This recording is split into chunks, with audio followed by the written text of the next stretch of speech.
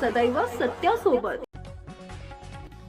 शहादा शहरात सध्या रेशन मालाची वाहतूक करणाऱ्या वाहतूक ठेकेदाराची सर्रास मनमानी सुरू असल्याची चर्चा आहे।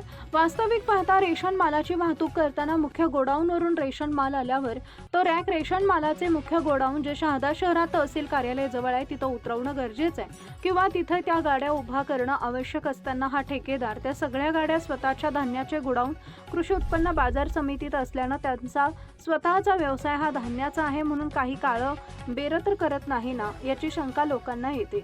मात्र प्रशासन पुरवठा शाखा या गोष्टीकडे जाणून बुजून दुर्लक्ष तर करत नाही ना, त्यांचे आपापसात काही मोठे साठे लोटे तर नाही ना असा प्रश्न जनसामान्यांना पडलेला आहे। त्यामुळे आम्ही अपेक्षा करतो की शहाद्याचे कर्तव्यदक्ष तहसीलदार याकडे लक्ष देतील।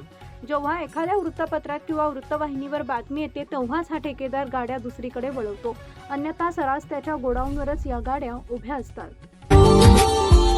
Subscribe now and press the bell icon. Never miss an update.